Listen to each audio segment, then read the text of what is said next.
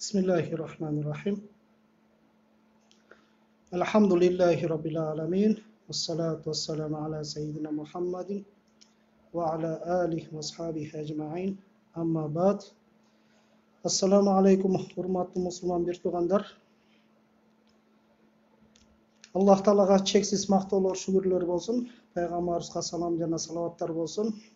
Жалпыңыздарга Allah Ta'alanın tınçlığı, beypildigi bolsun.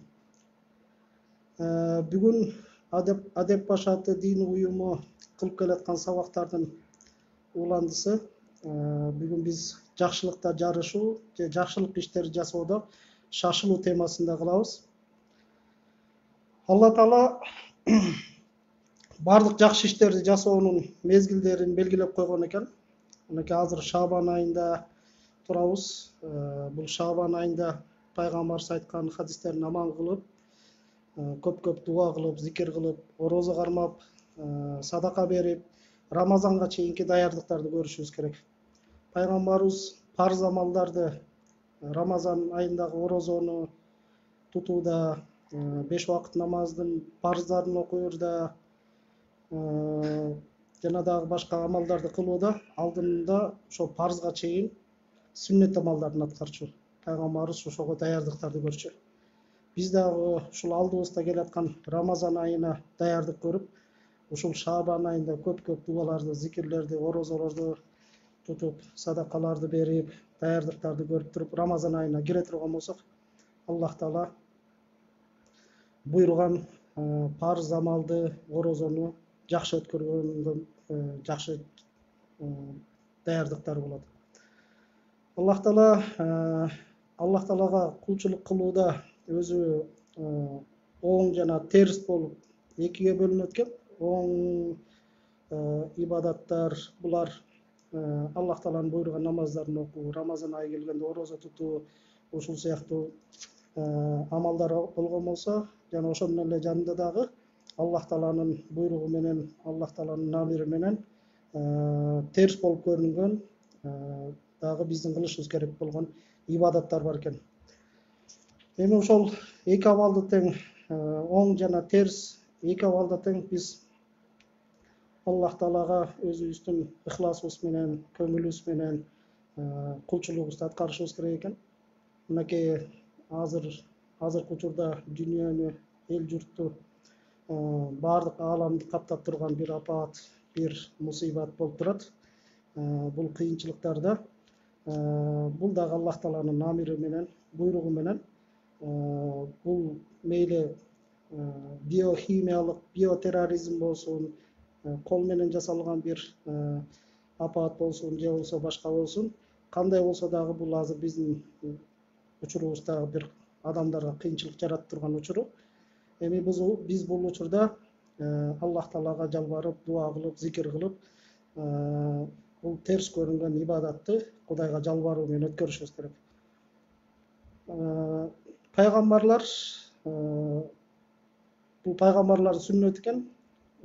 Баягы элден очолоп, элден алыстап, өзүнүн напсысы менен отуруп, ой жүгүртүп, Аллах Тааланы улуктап отуруу бир сүннөтү болгон. Мухаммед пайгамбарыбыз пайгамбарчылык келгенге чейин Хира үңкүрүндө канча убакыт отуруп Аллах Тааланы эстеп, андан кийин ошол Аллах Тааланы зикир кылып отурган кезде пайгамбарчылык башталган. Жана ошондой эле ушул ислам жолунда аалымдар дагы, такыба инсандар дагы жер төлөөгө кирип, ошол 40 күн чыкпай өздөрүнүн напсысы менен күрөшүп отурган ушундай жакшы амалдарды аткарышы. Биздики дагы ошондой бир көрүнүш болуп атат. Жалпы Аллах Тааланын бир буйругу менен баардыгыбыз карантинде отуруп, үйдөн чыкпай отурабыз. Бул учурларда да ошол пайгамбарлардын сүннөтүндөй, аалымдардын сүннөтүндөй кылып, биз жакшы өткөрсөк, терс көрүнгөн ушул кырдаалды биз соопка айландырабыз, ибадатка айландыра алат экенбиз. Ушул күндөрдө үйдө, мисалы, буга чейин сыртта жүрөт элек, эл бири-бирибиз менен аралашып жүрөт элек. Эми үйдө, үй бүлө менен гана отуруп калдык. Эми үйдөгү кичинекей өзүбүздүн бир мамлекетибизди башкарууга күчүбүз, кудуретибиз жете турган болсо, өзүбүздүн кичинекей үй бүлөбүзгө жакшылык иштерди жасай ала турган болсок, анда биз да коомчулукка пайдабыз тие турган инсандардан болобуз. Ошондуктан ой жүгүртүү менен тафаккур менен үйдө отуруп үй бүлөбүз менен ибадат кылып үй бүлөбүз менен алакан жайып дуба кылып китептерди окуп диний китептерди дагы светтик китептерди дагы окуп өзүбүздүн руханий дүйнөбүздү байытып отура турган болсок бул дагы биз үчүн жакшы болгон болот. Пайгамбарыбыздын хадистери жана Аллах Тааланын буйруктары, Аллах Тааланын аяттары, бизден талап кылган, буйрук кылган аяттары, көптөгөн аяттарында бизди жакшылык иштерди жасоого, жакшылык иштерди кылууга буйруйт. Жана ошол жолдо пайгамбарыбыздын жолуна келаткан баардык аалымдар, илимдүүлөр, такыбалар баардыгы ушул пайгамбарыбыздын айткандарын аткарып, Аллах Тааланын буйруктарын аткарып, ушул жолдо келатат. Жана мындай учурда зикир, дуа кылышыбыз керек дедик жогоруда. Ошол дуаларыбыз дагы кавли дуа, фейли дуа экөө тең толук экөө тең аткарыла турган болсо ошондо толук болот. Биз дуаларыбызды Аллах Тааладан жалбарып, алакан жайып, ушундай кыйынчылыктан, апааттан чыгарып кетүүсүн тилеп дуа кылганыбыздай эле, ошондой эле кыймыл аракет дуаларын аткарышыбыз керек. Кыймыл аракет дуабыз ошол маскаларды тагынып, антисептиктерди колдонуп, элдин арасында контакт болбой, аралашпай, ушул себептерди да аткара турган болсок, албетте Аллах Таала бизди бул апааттардан, бул кыйынчылыктардан чыгарат. Анан мындай учурларда дагы баягы өзүнчө бир индикатор болот экен. Адамдардын дагы ички дүйнөсүн текшерип аткан бир абал болуп атат. Мисалы, кээ бир ыймансыздар болгон болсо, алар балким ушундай кыйынчылыкта эсине келип, ыйман жолунда өзү ойлонуп, адамгерчиликке кайтып аткан болушу мүмкүн. Жана ошондой эле ыймансыздар, ойлонбогондор, ой жүгүртпөгөндөр болсо, баткактын тереңине дагы батып кетип аткандар да бар да. Ой жүгүртпөстөн. Мындай учурлар адамдардын ички дүйнөсүн, кимдин кандай экендигин көрсөтүп атат. Фейсбуктарда, соц тармактарда карасак, бирөөлөр жакшылык иштерди жасап, чуркап, мээнет кылып, сооптобойн деп, элдерди ыраазы кылайын деп, элдерди кыйынчылыктан чыгарайын деп, жакшы иштерди чуркап жүргөн болсо, кээ бирлери ошолордун кылган иштерин булар рыя, эл көрсүн үчүн кылып атат деп, бош сөздөр менен, кереги жок сөздөр менен алек болуп отурат да. Анын ал жок дегенде ошол жерде ошондой жаман сөздөрдөн алыс болуп, оолак болуп, жок дегенде тынч отура турган болсо, ал өзү үчүн да пайдалуу, күнөөгө да батпайт да. Аллах Таала Кур'ан Каримде "Лакад халакнал инсана фи ахсани тaqвим, сумма рададнаху асфала сафилин" деген аяты бар. Албетте биз инсанды эң мыкты текши жараттык, эң көркөм кооз кылып жараттык дейт. Андан кийин биз аны төмөндөрдүн эң төмөнүнө кайтардык дейт. Бирок ыйман келтирип, Аллахка ишенген жана жакшылык иштерди кылгандар үчүн үзүлбөгөн сыйлык бар деп атат. Демек, адам баласы жаратылышынан эң көркөм, кооз, сонун болуп жаралган. Бирок адамдардын кылган иштери, жүргөн туруму, адеп ахлагы, жаман көрүнүштөрү менен адам эмне болуп кетет? Төмөндөрдүн төмөнүнө түшүп кетет экен. Бирок алардын ичинде ыйман келтиргендер, Аллахка ишенгендер, жакшылык иштерди аткаргандар, жакшылык иштерде шашылып, ошол иштерге чуркап, ошол иштерде жарышып жүргөндөр, булар андай төмөндүк даражага түшпөй турган адамдар экен. Аллах Таала бул жерде өзү бизге белгилеп отурат. Демек, биз эгерде өзүбүз ошондой төмөнкү бир даражадагы адамдык бир сапатка, ошондой деңгээлге түшүп кетпеш үчүн бизди ыйман куткарат экен, андан кийин биздин кылып аткан жакшы иштерибиз куткарат экен. Ошондуктан биз ар дайым жакшы иштерде жарышып, жакшы иштерде чуркап, ошого аракет кыла турган болсок, бул бизди андай төмөндүктөн куткарат. Антпесе напси ушундай төмөндөп кетүү коркунучка дуушар болот. Напсилердин дагы даражасын Аллах Таала Кур'ан Каримде айтып кеткен. Напсини алямарату биссу, ан-напсул лаввама, мутмаинна, радия, мардия деген напсилердин бар экендигин айтып кеткен. жана жогоруда аятта окудук. Башында адам ушундай көркөм, ушундай жакшы жаратылган болот. Андан кийин жашоосунда жүргөн турган өзүнүн кылган иштерине жараша напсилер даражаларга бөлүнүп кетет экен. Биринчи ошол төмөнкү даражадагы напсилер бул дайыма жамандыкка жетелеп турган напс экен. Булар уже инсандан болгон шайтандардын деңгээлине түшүп калат экен, ошондой сыпатта болуп калат экен. Булардын оюна эч кандай бир жакшылык иш кылуу, жакшы иш жасайын деген ой келбей калат дагы. Жана андай иштерден оолак болот, бир гана кылган иштери жаман иштер болот. Андан кийинки даражадагы напсы ан-нафсул лаввама, өзүнүн жемелеп турган напсы дейт. Мындайча айтканда бир абалда туруктуу болбогон, ой берген, бир карасаң жакшы иш кылат да, бир карасаң жаман иш кылып калган, жаман иш кылып алып өзүн жемелеп калган, ушундай даражадагы напс экен. Мындан дагы жогорураак дагы үчүнчү даражадагы напсы ан-нафсул мутмаинна. Бул кандай напсы? Жай баракат, тынчтанган жан экен да, тынчтанган напс экен. Бул күнөө иштен оолак болуп, өзүн өзү кармай алган, тынчтанып, жай баракат алып калган напс экен. Бул дагы bunday даражада болуусу дагы Аллахка келтирген ыйманы жана кылып аткан жакшы амалдары менен болот. Эгерде адам ушул кылып аткан иштерин токтотпостон уланта бере турган болсо, ибадаттарын кылса, анда андай адамдардын напсысы жогорулагандан жогорулай берет.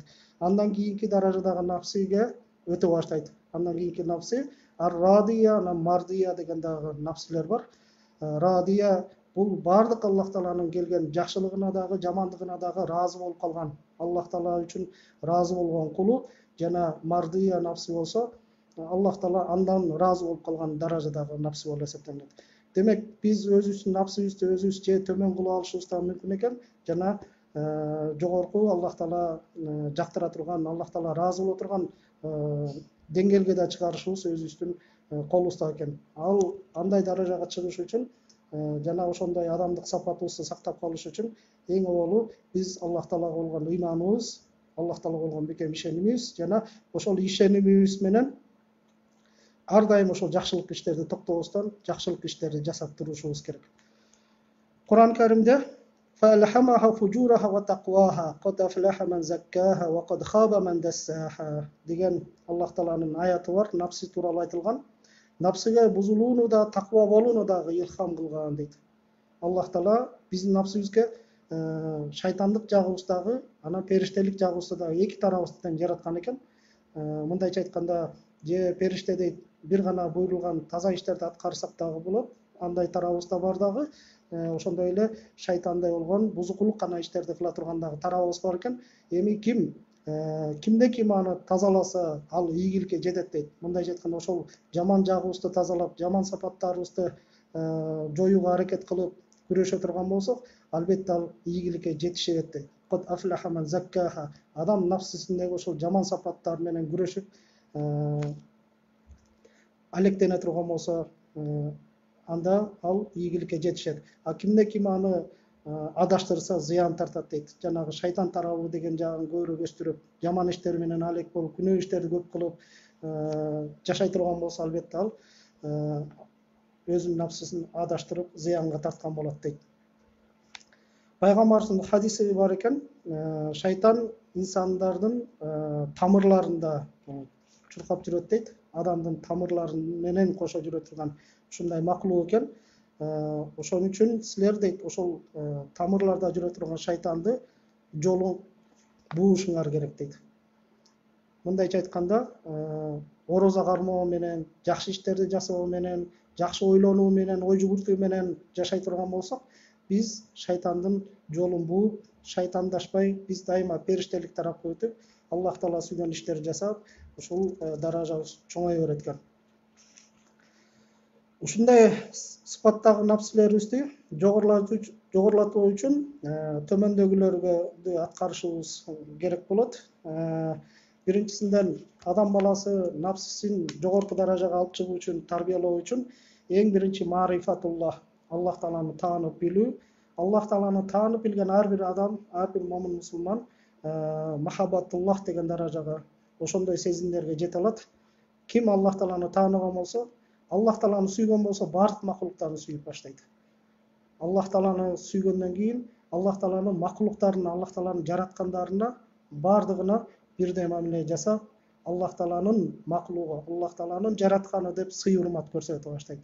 Мынакей ошондай Аллах Тааланы таныған марифатуллах, Аллах Тааланы сүйген махаббатуллах деген ошондай аң сезимдер, ошондой сезимдер ойгонгон болсо, адамдын жүрөгүнө орногон болсо, албетте андай адамдар бир гана жакшылык кылууга гана шашылат.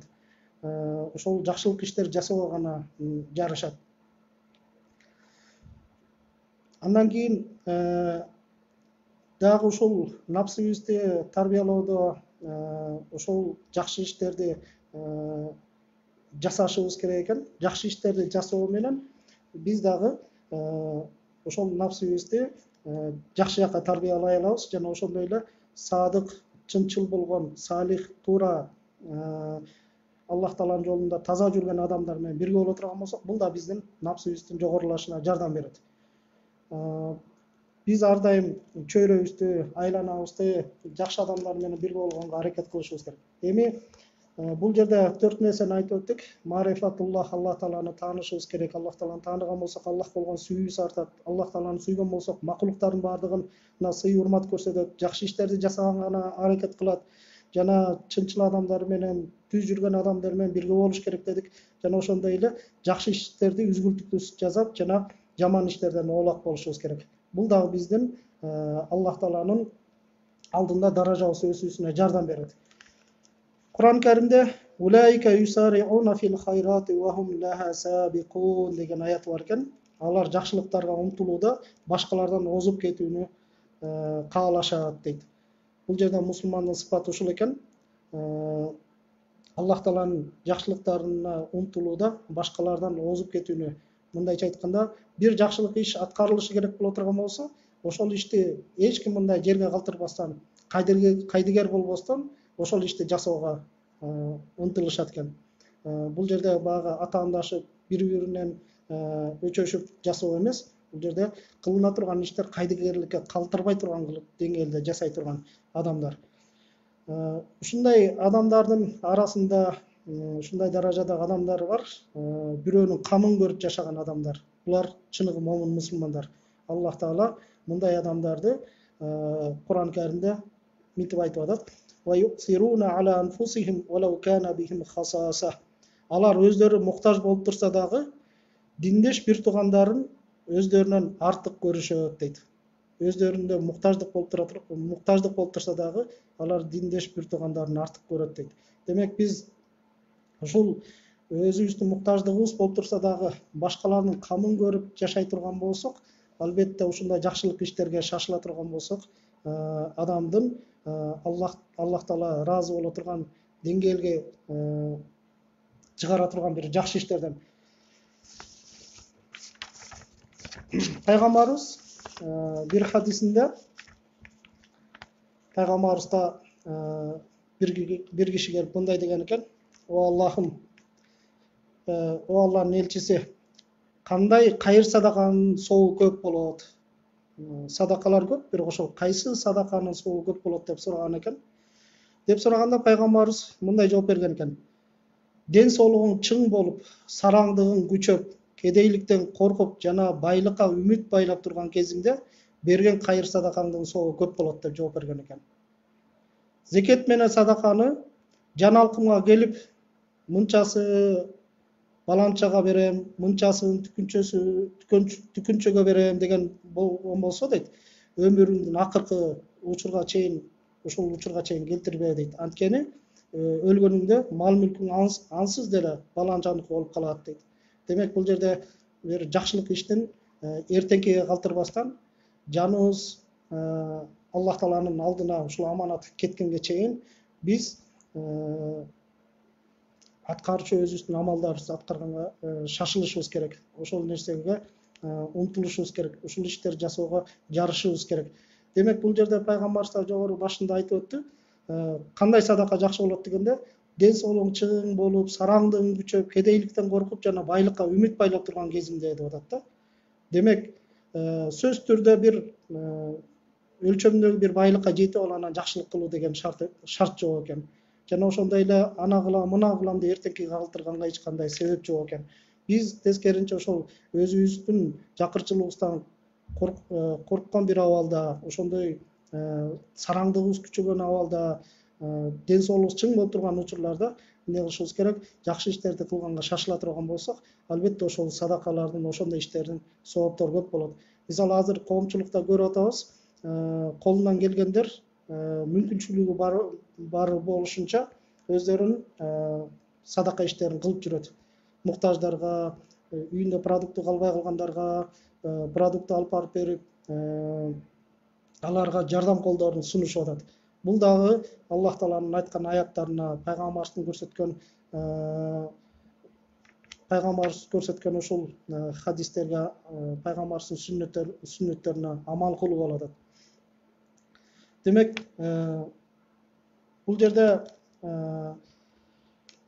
жакшылык иштерди аткаруу үчүн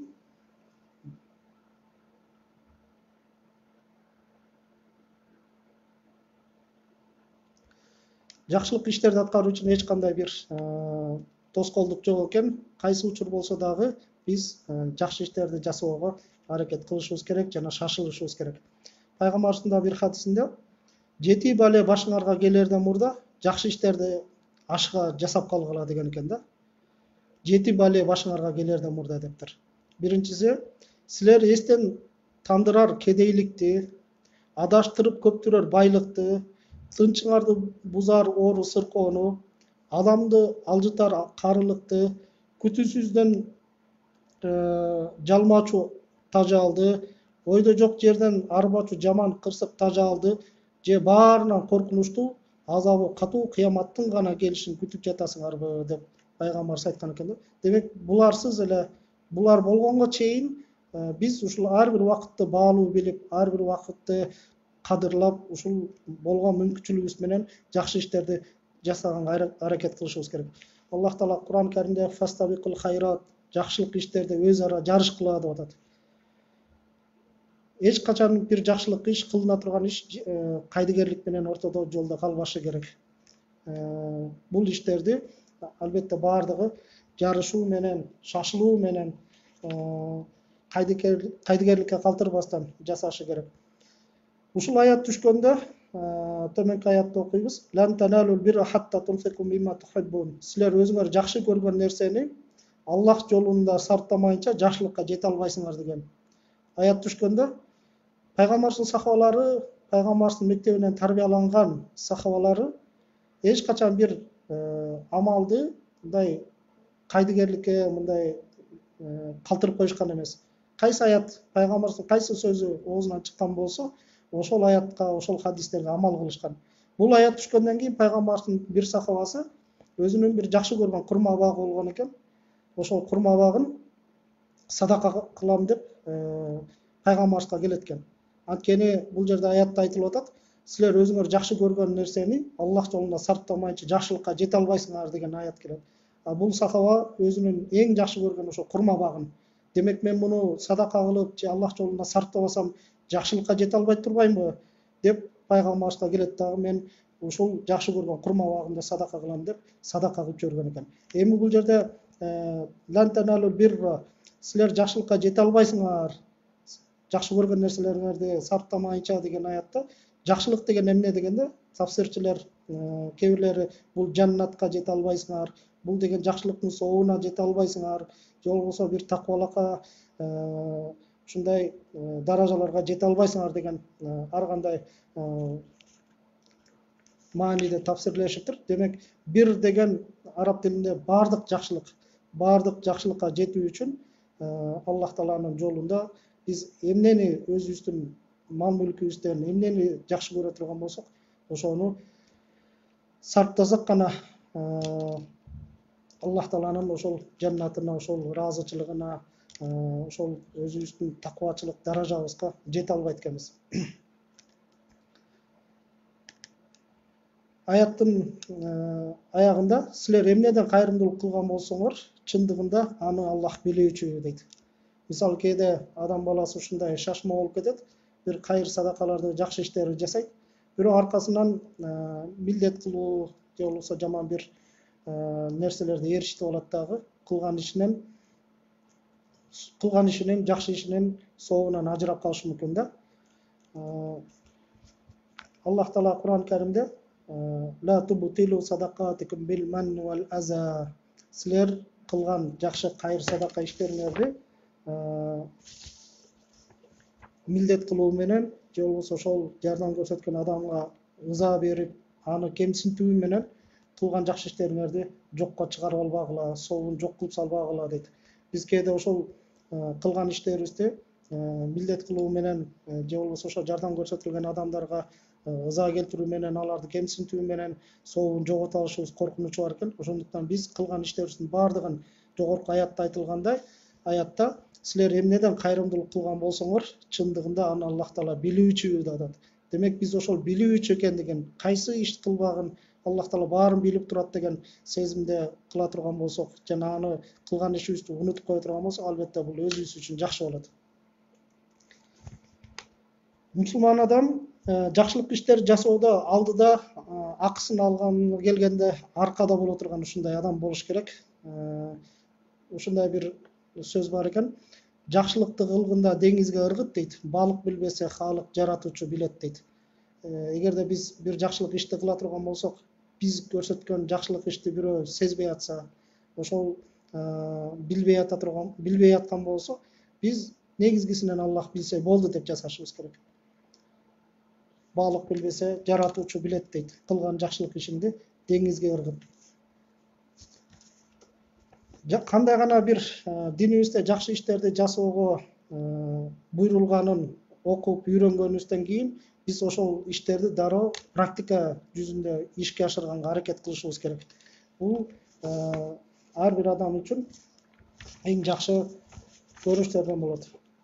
Негизи элибизде, коомчулукта жалпы эле адамзаттын ушул азыркы күндө жашоодо баягы жакшылык иштерди кылгандар, негизи жакшылык ишти кылуу бул өтө кыйынчылык менен көптөгөн машакаттары бар да. Ал эми ошол кылынып аткан иштерди талкалап коюу өтө эле жеңил болот. Ага акылдын деле кереги жок. Аны бир акмак адам эле жөн эле талкалап койгонго кудурети жетет да. Ал эми жакшы иштерди жасоодо көптөгөн күч кубатты, көптөгөн эмгекти талап кылат. Пайдалуу, керектүү иштерди кылуу ошондой кыйынчылыктар менен кылына турган болсо, бир жаш бала деле келип туруп, мисалы бир мээнет менен бирөө үй курган болсо, аны бир жаш бала келип шененке чагып эле жөн эле күйгүзүп коюшу мүмкүн да. Ушул сыяктуу коомчулукта дагы, элдин арасында дагы ушундай адамдар көп. Бирөөлөр ушундай мээнет кылып, эмгектенип, элдерге кайрымдуулук кылып, жакшылык иштерди жасап жүргөн болсо, үйүндө диванда отуруп алып, ал ошондой бир жакшылык иштерди кылбайт дагы, ошолорду сындап коюп отурат да. Андай сындап коюш, андай алардын көңүлүн калтырып коюш, бул адамгерчиликке жатпайт да. Ошондуктан биз жок дегенде ошондой кылып аткан, жакшы иштерди жасап аткан адамдарга кошула албасак дагы, биз жаман тилибизди тыйып, жаман сөздөрдөн оолак болуп, ошондой жардамыбызды кылышыбыз керек. Жок дегенде биз эгерде жакшылык ишти кылганга алыбыз жетпей аткан болсо, биздин жок дегенде жакшылыгыбыз ушул болсун. Жакшы иштерди жасап аткан адамдарга аларды жамандабай, аларды эл көрсүн үчүн кылып атат, мактанып кылып атат, өзүнүн пиар кылып атат, реклама кылып атат деген жаман сөздөр сүйлөп отурбастан, биз өзүбүз жөн эле бир жерден күнөөгө бата бербей, жок дегенде биз ошол жакшылык ишке унчукпастан дуа кылып, жакшылык каалап, балким жакшы ниети менен кылып атат деп, жакшы ойдо болгонубуз жакшы болот. Кээ бирлер баягы умрага барып келгендерди, ажыга барып келгендерди, кээ бирлер ушундай деп айтышат, баягы ошол ажыга барып келгиче, ошол умрага барып келгиче, ошол кылган, сарптаган акчалардын баардыгын бул жакта муктаждарга берсе жакшы болбойбу деп. Ошондой айтып аткан адамдардын ошол муктаждарга берип койбойбу деген ошол ишин ажыга, умрага барган адамдар сөзсүз түрдө ошол нерселерди кылып коюп туруп барат да. Ал умра, ажы дагы, бул дагы мойнундагы милдет, аткарышы керек болгон ибадаттардан. Бул ибадатты аткарып коюп туруп, андан кийин барып аткандар, сындап отургандар, же ошол тигиге буйруп коюп, ошол жакшы ишти кыл деп койгон ишин өзү кылбастан, же болбосо же же умурадан жок же ажыдан жок өзү отуруп бирөөнү критикалагыча андан көрө өзү ошол нерсеге аракет кылса жакшы болот да.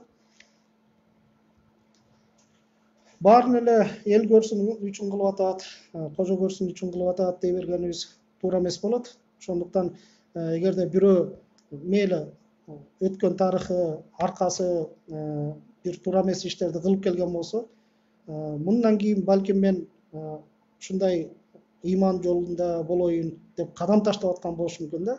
Ошону жакшылык иштер менен баштаган болушу мүмкүн. Биз ошондой адамдардын аркасын карабастан, анын алдыда кылып аткан жакшы иштерине карашыбыз керек.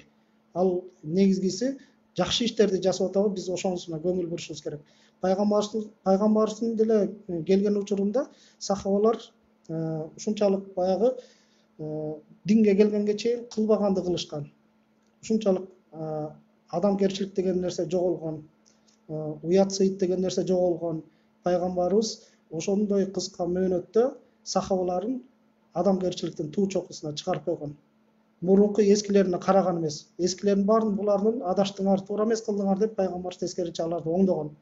Биз болсо азыркы күндө дагы ошол адашып туура эмес иштерди кылып жүргөн адамдар ыйман жолуна келип бир кайыр садака кылып, кайрымдуулук кылып аткан болсо, биз аларды колдон буттан алып, анын жакшы жолго келүүсүнө жардамчы болушубуз керек. Аны критикалап сындабай. Критиканын да албетте өзүнүн орду бар. Оңдоп түздөчү критика бар экен, сындырып талкалоочу да критика бар экен да. Биз ошол критика кыла турган болсок дагы адамдын жакшы жагына оодура турган, жакшы жакка жетелей турган жагына критикаласак жакшы болот да. Ошондой эле жакшылык иштерди жасап жүргөн адамдар дагы өздөрүнүн кылып аткан иштерин дагы сообун жокко чыгарып алышы мүмкүн экендигин айттык. Жана бул жерде Аллах Таала аятта айтып атат: "Я юхаллазина аману ла тубтилу садакатикум билман ва лаза." Ыйман келтиргендер, мал мүлкүн элдер көрсүн үчүн сарптаган, Аллах менен акырет күнүнө ишенбеген адамга окшоп, садакаңарды колко кылып, билдет кылып, же ыза кылып кемсинтип бузуп албагыла дейт. Кээ бир адамдар ошо кылган жакшылык иштердин аркасында жанагындай адамдардан бир сөздөрдү уккандан кийин, бул негизи адам баласына бир жакшылык деле кереги жок экен деген немеде кайра баягы кылган иштерин артыгын чыгарып алышы мүмкүн да. Демек биз жогоруда айткандай, биз кандай гана бир жакшы амалдарды аткарбайлы, жакшы иштерди жасабайлы, биз Аллах Таала билүүчү, Аллах Таала көрүүчү деген Аллах Тааланын ысым сыпаттарына ыйман келтирип, Аллах Таала менин жасаганымды көрдү, Аллах Таала менин жасаганымды билди деген түшүнүк менен, ошондой аң сезим менен жасай турган болсок, анда жанагындай тескери критикалаган адамдардын жаман сөздөрүн алдырбастан, биз алдыдагы жакшы иштерди аткарууга белсене беребиз жана жакшы жолдо өзүбүздүн иштерибизди уланта беребиз. Эми ушул жакшылык иштердин башында биздин динибиз бир гана ошол жакшылык иштерди жасоого жана башкаларга жардам берүүгө буйрук кылат, жана ошондой эле жаман иштерден тыйылууга үндөйт. Жакшылык иштердин эң башында тургандардын бири бул таблиг жана иршад, пайгамбарлардын вазифасы болгон да. Адам атадан Мухаммед пайгамбарга чейинки канча пайгамбар келген болсо, булардын баарынын вазифасы, кызматы таблиг жана иршад болгон. Биздин дагы ушул пайгамбарыбыздын үммөтү, пайгамбарыбыздын жолунда жүргөн ар бир момун мусулман ушул жакшылык иште шашылышыбыз керек, ушул жакшылык ишти аткарууга белсенишибиз керек. Демек бул таблиг эмне, иршад эмне десек, таблиг бул ыймансыздарга ыйман жеткирүү, Аллах Тааланы таанытуу. Иршад болсо ошол ыйман жолунда жүргөн, бирок ыйман жолунда жашай албай жүргөндөргө ыйман жолун жашап көрсөтүү. Бул ишти аткарган болсок, албетте бул дагы жакшылык иштерге салым кошкон болобуз, динге бир кызмат кылган болобуз. Таблиг, иршад кээ бир учурларда фарз айын, кээ бир учурларда фарз кифая деген деңгээлде болуп калат экен. Негизинен таблиг адамдарды ыйман жолуна чакыруу фарз кифая, кээ бир учурларда фарз кифая, кээ бир адамдар аткарган болсо жетиштүү болот. Кээ бир замандарда биздин учурдай болгон учурларда кээде фарз айын даражасына чыгып калышы мүмкүн экен да. Биз баардыгыбыз ар бирибиз мусулманбыз дей турган болсок, айлана чөйрөбүздө бузукулар болуп аткан болсо, жамандыктар болуп аткан болсо, анда биздин ар бирибизде мойнубуздагы бир милдет болуп калат. Жаман иштерди көргөн болсок, ошол жаман иштерден кайтарып, жана жакшылыкка чакыруу милдети биздин мойнубузда жүктөлүп калат.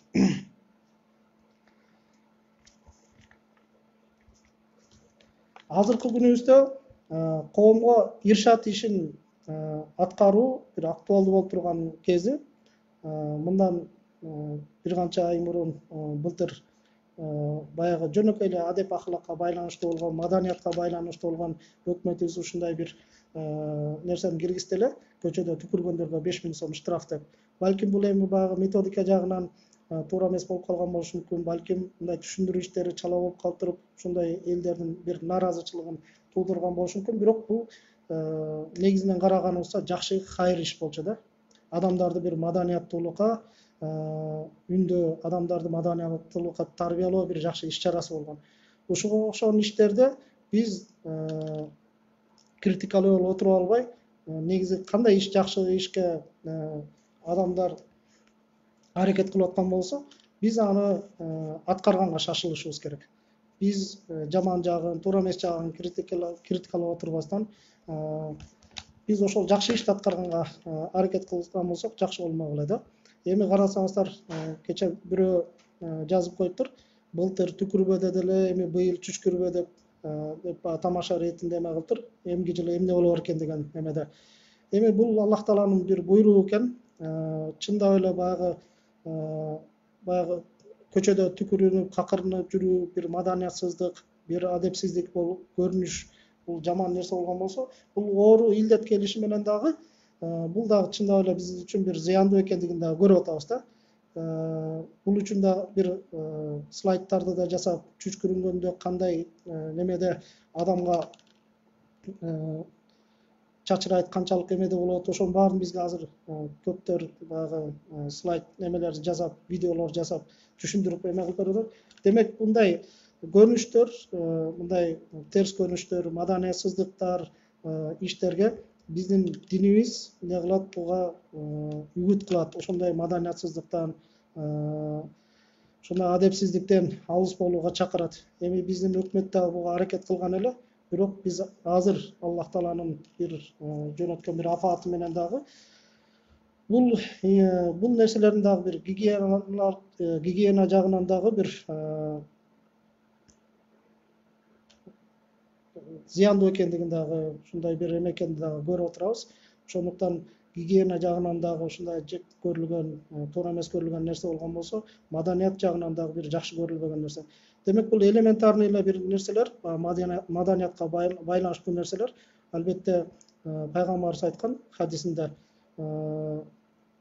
жакшы иштердин эң башында ла илаха иллаллах деген калима турган болсо, бир кудайдан башка кудай жок деген ыйман сөзү турган болсо, эң төмөнүндө жолдогу зыяндуу нерселерди дагы алып коюу да бул дагы ыймандан деп пайгамбарыбыз айтып атат. Демек, биз ыймандуулук, ислам дегенде бир гана ошол мечитте намаз окуу менен гана чектелбестен, албетте ошол мечитте намаз окуп аткан адамдын жашоосу көчөдө дагы, үйдө дагы бардык жерде өзгөрүү менен болуш керек да.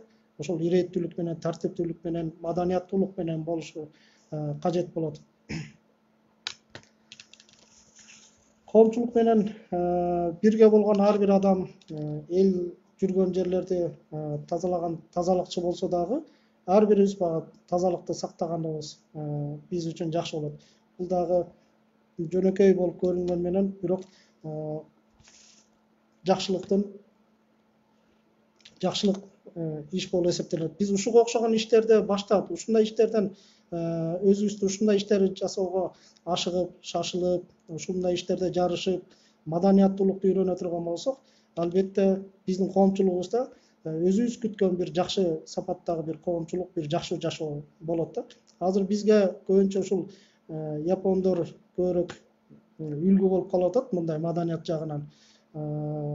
Биз айтабыз, динибизде ушундай маданияттар айтылган дейбиз да, бирок мындай көрүнүштөр мусулман коомчулугунда жок болуп калып атат.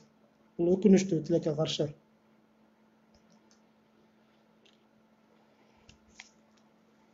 Анан ушундай жакшылык иштерди баштаганыбызда дагы жана айттык, бирөөнү бар туруп элдин, коомчулуктун жакшы болушун каалайт ар бир адам. Жакшы бир коомчулукта, жакшы бир маданияттуу элдин арасында жашагысы келет бардыгы.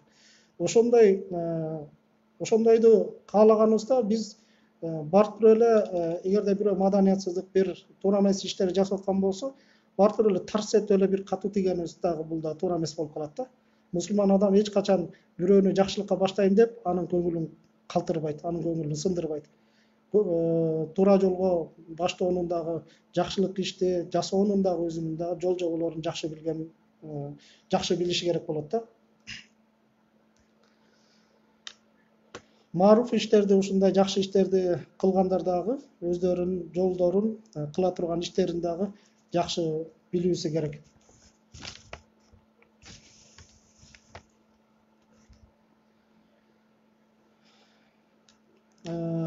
Азыркы учурубузда, азыркы мезгилибизде ушул баардыгыбыздын үрөйүбүздү учуруп турган, кооптонтуп турган ушул оору, ушул илдет баягы эме жагынан караганыбызда, медициналык жагынан караганыбызда кээ бир адамдардын иммунитети күчтүү боло турган болсо, аны эчтеке кыла албайт экен да.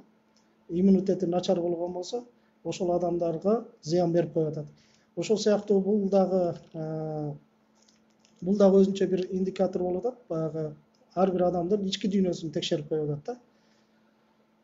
Бул ылаң башталгандан бери коомчулукта ар кандай көрүнүштөр, ар кандай нерселер болуп атат. Ушул элдердин арасынан кимдин кандай экендиги дагы ушул ылаң адамдардын дагы ички дүйнөсүн деңгээлин көрсөтүп атат.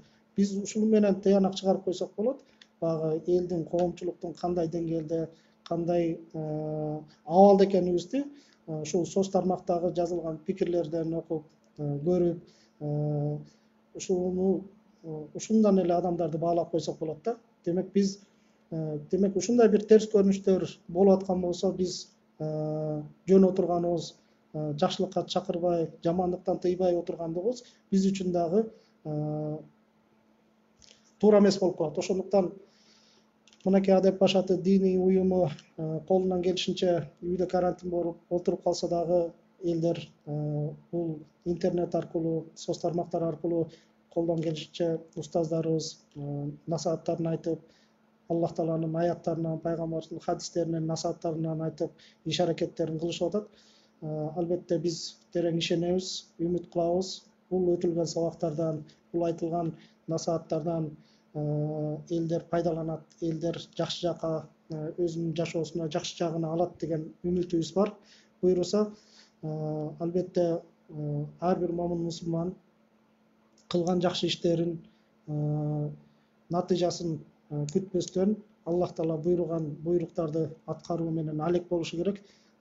Калганы Аллах Тааланын өзүнүн баасында, Аллах Тааланын өзүнүн сыйында, Аллах Таалага байланыштуу нерсе. Биз эч качан кылган жакшылык иштерибизден, кылган айткан насааттарыбыздан, же кылган сооптуу иштерибизден, кайрымдуулук иштерибизден эч качан бирөөдөн адам мактоосун, анын рахмат айтуусун күтпөстөн бир гана Аллах Тааладан күтүшүбүз керек. Бул жердеги айтылган Аллах Тааланын аяттары, пайгамбардын хадистери биринчиден ар бирибиздин өзүбүздүн напсыбызга айтылды. Жана дагы угуучуларга, көрүүчүлөргө бул айтылган аяттар, бул айтылган хадистер жашоосуна бир пайда берет деген үмүттөбүз. Аллах Таала ушундай ооркор даалдан баардыгыбызды аман эсен чыгарсын. Аллах Таала жүрөгүбүздө бекем ыйман берсин, чын ыхлас берсин, эки дүйнөдө бактылуу кылсын. Аллах Таала кор кылбасын, кем кылбасын. Мусулмандардын санын көбөйтсүн, ааламда бир гана жакшылык болсун. Бул келген ылаң мейли биохимиялык бир биотерроризм болсо дагы, эмне болсо дагы, кандай болсо дагы биз Аллах Таалага жалбарып, дуа кылып, мындан аман эсен чыгып кетүүнү тилейли, дуа кылалы зикир менен. Аллах Таалага алакан жайып дуа кылуу менен өткөрөлү бул күндөрдү. Тескеринче ар бир нерсенин биз балким сыртынан жаман көргөн нерселер аркасы жакшы болушу мүмкүн. Биз буларды ушул аяттагы хадистеги айтылган көрүнүштө насааттар менен аткарып, ошол менен жашап өткөрө турган болсок, албетте Аллах Тааланын жакшылыктары сөзсүз түрдө келет. Биз буга терең ишенебиз. Аллах Таала бул келген апат, бул келген улаң, бул келген илдеттин аркасынан көптөгөн жакшылыктарын берсин. Кээ бир адамдар үйдө отуруп көп тафаккур кылып, ой жүгүртүп, оюн топтоп, кетирген буга чейинки каталарын ойлонуп, тооба кылып, өкүнүп, Аллах Таалага жалбарып дуа кылып аткан адамдар да бар. Бул дагы ушул сыртынан жаман көрүнгөн илдет болгону менен кээ бир адамдардын ыймандарын бекемдеп атат. Буга биз терең ишенебиз. Аллах Тааланын ар бир бизге жөнөткөн буйругу, Аллах Тааланын ар бир бизге кылган мамилеси сөзсүз түрдө жакшылык бар. Терс оң көрүнгөн болсо дагы баардыгын биз туура пайдаланып, Аллах Тааланын астында өзүбүздү татыктуу кулдардан кылалы. Аллах Таала жалпыбыздын ыйманыбызды бекем кылсын. Ассаламу алейкум. Кийинки сабактан көрүшкөнчө жакшы туруңуздар, аман болуңуздар, көп дуа кылыңыздар. Ассаламу алейкум.